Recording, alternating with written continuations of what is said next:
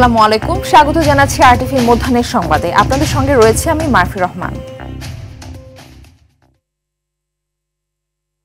রাজধানীতে অব্যাহত আছে পেঁয়াজের দাম বৃদ্ধি।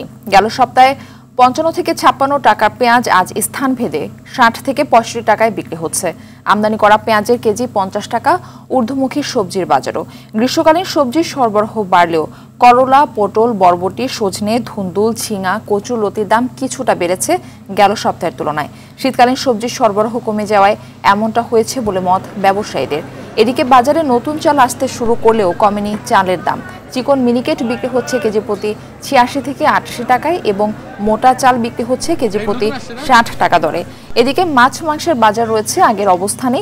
কেজি প্রতি দেশি মুরগি বিক্রি হচ্ছে ৬৫০ টাকা এবং ব্রয়লার মুরগি বিক্রি হচ্ছে ১৭০ টাকা কেজি দরে। দাম তো কমতেছে না, দাম তো ওই আগের পুরান যেই দাম বিক্রি করতে আছে নতুন চালে এই দাম। আটাই চালে এখন ৫৭ টাকা ৫৮ টাকা, এখন তো ৫০-৫২ টাকা হওয়ার কথা। পেঁয়াজের দাম আজকে ৪৮ থেকে ৫০ বেচলাম। ইন্ডিয়ান পেঁয়াজ বন্ধ আছে, এখন দেশি পেঁয়াজের পরে এখন সারা দেশে নির্ভর। পাইকারি দর ৪৭, ৪৮, ৫০ আর খুচরা ৫৫ আছে, ৬০ আছে। বাজার পরিস্থিতি জানাতে কারওয়ান বাজার থেকে আমাদের সঙ্গে যুক্ত হচ্ছেন সহকর্মী কায়েস রাহাত। রাহাত, চাল, মুরগি, সবজির বাজার কেমন দেখছেন? ধন্যবাদ মারফি। দাঁড়িয়ে আছি কারওয়ান বাজারে এবং এখানে এসে আমরা যেটি দেখতে পেয়েছি সেটি হচ্ছে বাজারে কিছু ভাবে নতুন চাল উঠতে শুরু করেছে, কিন্তু চালের যে বাজার মূল্য সেটি কিন্তু এই ভরা মৌসুমে কমার কোনো লক্ষণ দেখছেন না বিক্রেতারা। তারা বলছেন যে কর্পোরেট যে অফিসগুলো রয়েছে সেই কর্পোরেট যারা চাল বিক্রয় করে তাদের যে ব্যাগটি রয়েছে বা বস্তাটি রয়েছে সেটির পরিমাণ বিগত সরকার যখন বাড়িয়ে দিয়ে ৫০ কেজিতে উত্তীর্ণ করে তখন তারা অনেক বেশি পরিমাণে চাল মৌসুমের প্রথম দিকে কিনে ফেলে, যার কারণে বাজারে একটি কৃত্রিম সংকট তৈরি হয় এবং সেই কারণেই নাকি এবার চালের যে দাম সেটি কমছে না। এখনো আমরা দেখতে পাচ্ছি নতুন চাল আসার পরেও পুরনো যে দাম ছিল সেই পুরনো দামেই কিন্তু চিকন এবং মোটা যে চাল সেটি বিক্রি হচ্ছে। এবং পেঁয়াজের ক্ষেত্রে আমরা যেটি দেখতে পেয়েছি সেটি হচ্ছে যে ভারতীয় পেঁয়াজ যেহেতু এখন আমদানি বন্ধ রয়েছে, তো সেক্ষেত্রে দেশি পেঁয়াজ দিয়েই চলছে মূলত সবকিছু এবং এক্ষেত্রে পেঁয়াজের যে দাম সেটিও কিন্তু তুলনামূলকভাবে কিছুটা বৃদ্ধি পেয়েছে। খুচরা দোকানগুলোতে দেখা যাচ্ছে যে পেঁয়াজের ৫৭ থেকে ৫৮ টাকা এই দরে এখন বিক্রি হচ্ছে এবং রাজধানীর বিভিন্ন জায়গায় এই দামটি কিছুটা ওঠানামা করতে থাকে। অন্যদিকে মাছ মাংসের দাম কিছুটা আগের মতোই রয়েছে, এখানে খুব একটা বড় ধরনের কোনো হেরফের দেখা যায়নি। এছাড়া শাকসবজির যে ব্যাপারটি রয়েছে সেটি হচ্ছে যে শীতকালীন সবজি, যেহেতু গ্রীষ্মকাল চলে এসেছে তো শীতকালীন সবজি এখন ধীরে ধীরে বাজার থেকে বিদায় নিচ্ছে এবং এই ক্ষেত্রে দেখা যাচ্ছে যে শীতকালীন সবজি বিদায়ের সাথে সাথে গ্রীষ্মকালীন যে সবজিগুলো রয়েছে সেই গ্রীষ্মকালীন সবজিগুলো কিন্তু এখনও বাজারে তেমনভাবে সয়লাভ হয়নি, যার কারণে বাজারে যে সবজির দাম সেটি কিছুটা এখনও চড়া রয়েছে, যদিও কিছু সবজির ক্ষেত্রে বৃদ্ধি পাচ্ছে, কিছুটা কমের দিকে রয়েছে। তো বাজার ঘুরে মূলত এই ছিল আমার কাছে সর্বশেষ। ধন্যবাদ আপনাকে। এদিকে চট্টগ্রামের বাজার পরিস্থিতি জানাতে সরাসরি যুক্ত হচ্ছেন আমাদের আরেক সহকর্মী সাইফুল মাহমুদ। সাইফুল মাহমুদ, মাছ ধরার উপরে তো সরকারি নিষেধাজ্ঞা রয়েছে এবং বাজারে মোটামুটি সব পণ্যের দামই কিন্তু ঊর্ধ্বমুখী, তো এই বিষয়ে ক্রেতা বিক্রেতারা কি বলছেন এবং এর কি প্রভাব পড়েছে বাজারে জানাবেন। জি মারফি, আসলে যেমনটি বলেছেন চট্টগ্রামের বাজার সবসময় ঊর্ধ্বমুখী থাকে, আজও কিন্তু তার ব্যতিক্রম হয়নি। আজকেও কিন্তু সবগুলো পণ্যের দাম কিন্তু বাড়ছে। বিক্রেতারা আসলে জানালো যে প্রতিটি সবজিতে কিন্তু আসলে কেজি প্রতি ১০ থেকে ১৫ টাকা বৃদ্ধি পেয়েছে গত সপ্তাহের তুলনায় এই সপ্তাহে, এবং তারা বলছে আসলে বৃষ্টির কারণে হয়তো ক্ষেতের ফসল নষ্ট হওয়ার কারণে হয়তো বৃদ্ধি পেয়ে গেছে, তারা এটা দাবি করছেন। কিন্তু আসলে আর বিক্রেতারা যেটা বলছেন সেটি হচ্ছে এটি মাত্র শুধুমাত্র তাদের একটি অজুহাত, অন্য কিছু নয়। এবং একই সাথে সাগরে যেই ৫৮ দিনের মাছ ধরার নিষেধাজ্ঞা জারি করেছে তার এই কারণেই কিন্তু আসলে বাজারে কিন্তু এটা যথেষ্ট প্রভাব পড়েছে মিঠা পানির মাছের উপরে। এবং একই সাথে যেহেতু সামুদ্রিক মাছের স্বল্পতা রয়েছে সেজন্য মিঠা পানির মাছের দাম অতিরিক্ত দাম বৃদ্ধি কেজি প্রতি কিন্তু আসলে দেখা যাচ্ছে মাছের প্রকার ভেদে ১০০ টাকা থেকে ৪০০ টাকা পর্যন্ত বৃদ্ধি পেয়েছে। এবং একই সাথে এখানে ফার্মের মুরগি গত সপ্তাহের তুলনায় ২০ টাকা কমে এই সপ্তাহে বিক্রি হচ্ছে ১৮০ টাকাতে, দেশি মুরগি বিক্রি হচ্ছে ৬৩০ টাকাতে, সোনালী মুরগি বিক্রি হচ্ছে ২৭০ টাকা থেকে ৩০০ টাকার মধ্যে, গরুর মাংস বরাবরের মতো উচ্চমূল্য দাম বিক্রি হচ্ছে ৮৫০ টাকা থেকে ৯০০ টাকায় বিক্রি হচ্ছে, এবং খাসির মাংস বিক্রি হচ্ছে ১১০০ টাকা থেকে ১২০০ টাকার মধ্যে, ডিম বিক্রি হচ্ছে ১২০ টাকা থেকে ১২৫ টাকা। আসলে সব কিছু যদি বলে থাকি আসলে বাজারের দাম কিছুটা বাড়তি। আমরা একজন ক্রেতার সাথে একটু কথা বলবো যিনি বাজার করতে এসেছেন, আসলে সব কিছুর দাম তো একটু বৃদ্ধি, ওনার কাছ থেকে আমরা একটু জানতে চাইবো আসলে এই যে দাম বৃদ্ধি, এটার কারণ কি? আসলে দাম বৃদ্ধির কারণ হলো মানুষের এখন মানি সার্কুলেশন, যেটা ওইটা মানুষের যে চাহিদা অনুযায়ী মানুষের যে যোগান, বাজারে জিনিসপত্র যোগানও কম, তারপর মানুষের ইনকাম আগের মতো আসলে নাই। ওই কারণে হয়তো এটা আস্তে আস্তে কেটে যাবে। তবে আপনার কাঁচা দ্রব্য যেগুলো, সেগুলো মোটামুটি স্বাভাবিক। মাছ, মাংস এগুলো একটু দাম বেশি। আমরা আশা করবো আস্তে আস্তে এগুলো কমে যাবে এবং আমরা স্বস্তি পাবো ইনশাল্লাহ।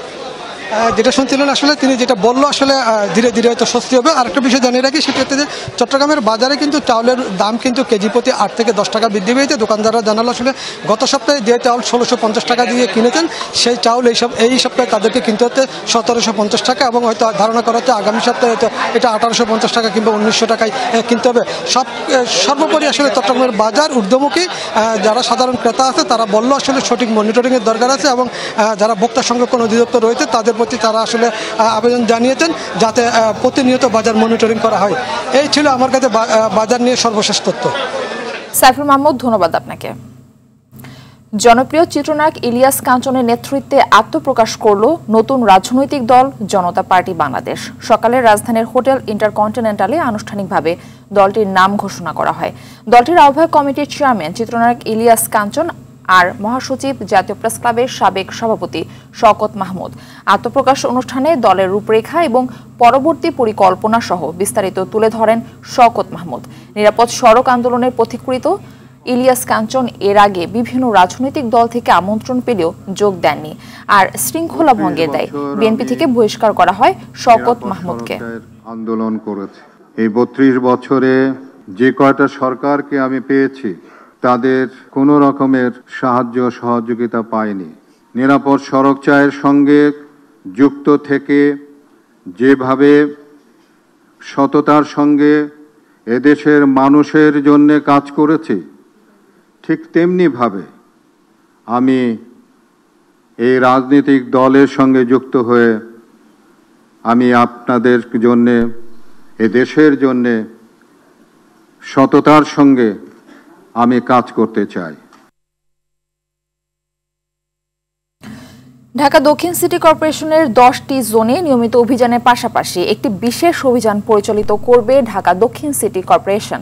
সকালে ধানমন্ডি এলাকায় মশক নিধন অভিযানে এসব কথা বলেন এলজিইডি মন্ত্রণালয়ের সচিব রেজাউল মাকসুদ জাহিদি। স্থানীয় সরকার মন্ত্রণালয়ের উপদেষ্টা আসিফ মাহমুদ সজীব ভুঁইয়ার এপিএস এর দুর্নীতি ও পদত্যাগের বিষয়ে মন্ত্রণালয় তদন্ত করার কোনো উদ্যোগ নেই বলেও জানান সচিব। এ সময় ঢাকা দক্ষিণ সিটি কর্পোরেশনের প্রশাসক শাহজাহান মিয়া বলেন, আসন্ন বর্ষা মৌসুমকে সামনে রেখে এখন থেকে অভিযান পরিচালনা করা হচ্ছে। এবার সিটির ভবনগুলো মশক নিধন অভিযানের আওতায় আসবে বলে জানান তারা। পরে সচেতনতামূলক র্যালি ধানমন্ডি লেক প্রদক্ষিণ করে। এগুলো আমরা জানি না, এগুলো আমাদের জানার এখতিয়ারের মধ্যে নেই। আজকের কাজ নিয়ে এরকম কোনো উদ্যোগ আমাদের মন্ত্রণালয়ে নেই। আমাদের মন্ত্রণালয়ে এরকম কোনো অভিযোগও নেই। দক্ষিণ সিটির আওতায় 10টি জোন আছে, 10টি জোনে আমরা 10টা বিশেষ কার্যক্রম নিব এবং আমাদের যে নিয়মিত কার্যক্রম সেটাও অব্যাহত থাকবে, কারণ এতে বোঝা যাচ্ছে যে আমরা আমাদের কোনো রকম শৈথিল্যতা নেই। বাংলাদেশের এভিয়েশন ও পর্যটন খাতের বিকাশ ও সম্ভাবনাকে সামনে রেখে aviation and tourism journalists forum of Bangladesh এটিজেএফবির আয়োজনে রাজধানীতে অনুষ্ঠিত হলো বিউটিফুল বাংলাদেশ রান 2025। ভোর 6টায় রাজধানীর হাতিরঝিল থেকে এই ম্যারাথন শুরু হয়ে 7:30টা নাগাদ শেষ হয়। ভোর 4টা থেকেই ম্যারাথনরা আসতে শুরু করেন হাতিরঝিল এলাকায়। উৎসব মুখর পরিবেশে নানান বয়সের প্রতিযোগীদের অংশগ্রহণে ম্যারাথনের উদ্বোধন ঘোষণা করেন বাংলাদেশ ট্যুরিজম বোর্ডের প্রধান নির্বাহী কর্মকর্তা আবু তাহের মোহাম্মদ জাবের। আয়োজনে প্রায় 750 জন ম্যারাথনার অংশ নেন।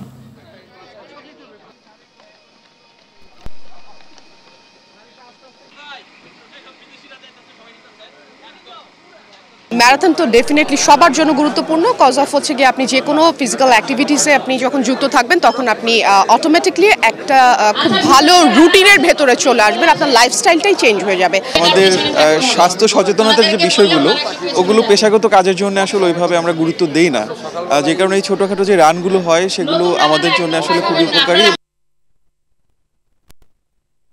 যুক্তরাজ্য ভিত্তিক শিক্ষা সাময়িকী Times Higher Education World University ranking 2025-এ জায়গা করে নিয়েছে বাংলাদেশের সরকারি বেসরকারি 24টি বিশ্ববিদ্যালয়। তালিকায় বাংলাদেশের বিশ্ববিদ্যালয়গুলোর মধ্যে শীর্ষে আছে বাংলাদেশ প্রকৌশল বিশ্ববিদ্যালয় বুয়েট।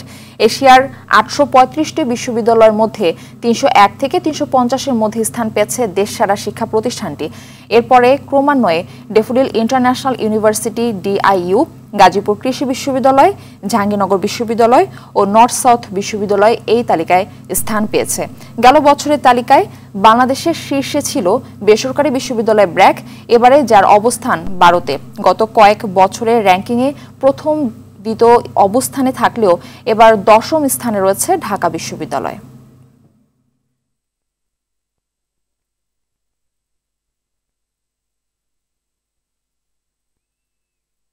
মধ্যাহ্নের সংবাদ এই পর্যন্তই। দুপুরের সংবাদ 1:45-টায় দেখার আমন্ত্রণ রইল। ধন্যবাদ সবাইকে।